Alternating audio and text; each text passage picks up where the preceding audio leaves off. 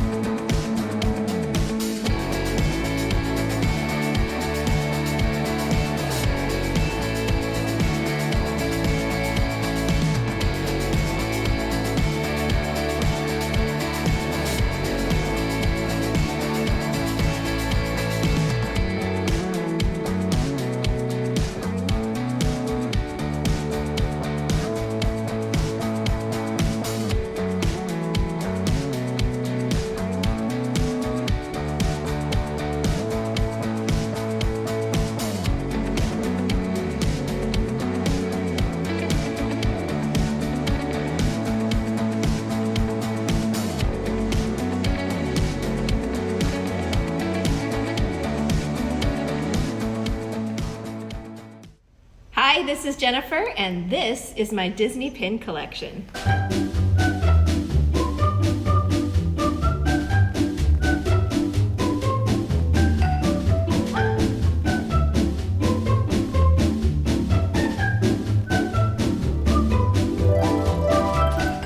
I started my Disney pin collection several years ago when my friend, who was a Disney pin collector, took me to Disneyland. We were hanging out together, and she had this little book of pins, and she went to a certain place in Disneyland where there were other pin traders, and they kept trading these pins. And the more I watched her interact with the people, the more I thought, this looks really fun. Like, you can get some Disney pins and you can trade with other people. And I thought, I'm just gonna start a small collection of pins myself. So I got inspired from my friend. Well, little did I know that when I started my small pin collection, it ended up having probably a lot of pins. I don't want to say how many pins I have, but I have a lot of pins. And believe it or not, this is not even my whole collection that I have. I have some more pins at home, but they're really heavy and hard to carry, so I only brought some of them with me. But some of the things that I decided when I was pin collecting was what types of pins I wanted to collect. Because a lot of people have collections where they focus on a specific character that's in Disney, or a specific ride, or they collect things that mean something to them. So I love Disney rides or Disney attractions. So I decided at the beginning I'm going to collect a lot of things that have to do with Disney rides or attractions. And I'm also going to collect things that have to do with the Sleeping Beauty Castle, because I love the Sleeping Beauty Castle. And my third thing that I really wanted to focus my collections on was Alice in Wonderland, because that was one of my favorite Disney movies. So as you can see here, this is one of my favorite pins. So some of these pins are pins that you can buy in the store, and they're really not that expensive, but some of them are a little bit more expensive, and they're called limited edition. So kind of like you would see any hobby, when you have something that's limited edition, it means they only made a few of them and that not a ton of them are made. So then that means they're more rare and they're more collectible. So this is one of those limited edition pins that I was saying. And I love it so much because it has a little hidden feature. Not all pins have hidden features, but some of them do have movable parts, which makes it even more cool. And then when you open the leaf, you see the Mad Tea Party inside. So this is one of my favorite pins because it's Alice in Wonderland and it's Disneyland all combined together. Now, one of my most favorite things to collect were these type of pins. They are called Pieces of History pin. So each one of these pins have something really cool inside. They have a little tiny bubble. I don't know if you can see it, but inside the tiny bubble of each of these pins, there's an actual piece of something from Disneyland inside of it. So they cut a tiny, tiny piece, put it in this little plastic bubble, and then they encase it in a pin. So then they tell you on the back too a little bit of history about this pin or this location or what is inside of the little bubble and what materials they use that's an actual piece of Disneyland. So for me, because I'm a huge Disneyland fan, this is extra special to me because it has both a pin that I love and also a piece of Disneyland, which is really hard to get. So this is one of my favorite things. I want to share with you some more things that you can do. If you have your own pin collection, you can get something special like this, which is a Disney pin trading bag, and they sell these at Disneyland, and sometimes they sell them on Shop Disney too, and you can get that. And it has inside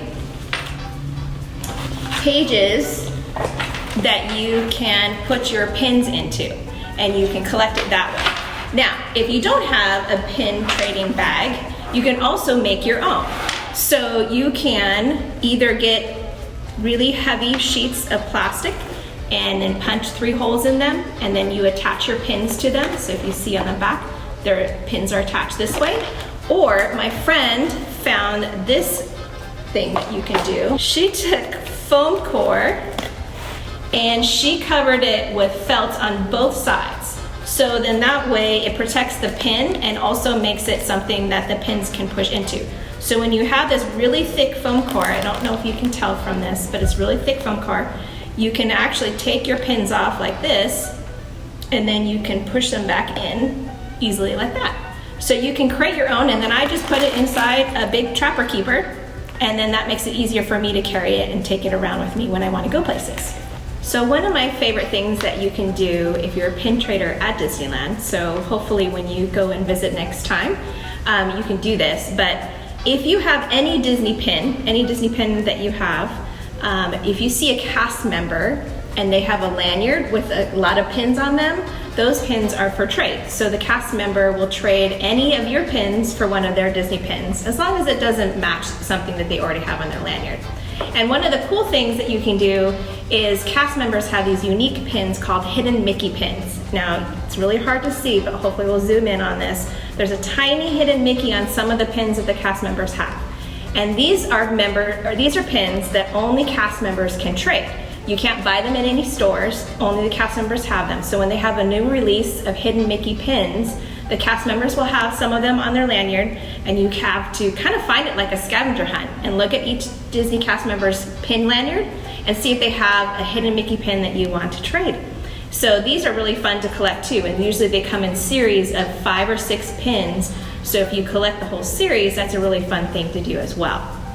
So I wanted to give some pins to some of you to help you start your own Disney pin collection. So I have this hidden Mickey pin, this Daisy Duck pin, Mickey Mouse pin, and 2 Lion King pins that will help you start your own Disney collection that you can hopefully either keep or you can trade someday yourself. Thanks for taking a look at my Disney pin collection, and I'd love to see pictures of your collection if you have one as well. You can send it to our Kidside Facebook page. Have a great day. Bye, guys.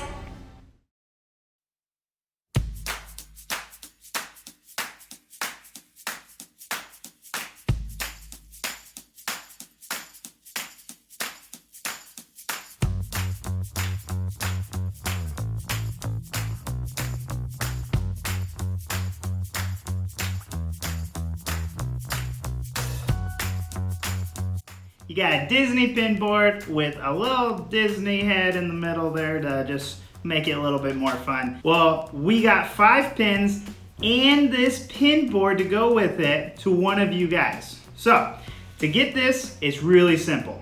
All you have to do is subscribe to the channel. So if you're already subscribed, guess what? You're already entered in to win. So if you haven't subscribed, make sure you have an account, subscribe to the channel, and that way you guys can see every time we put out a new video, but as well, you have a chance of winning this sweet little pin board right here. And I was talking to her, and she's very sad that this isn't for her, so I might have to make her one.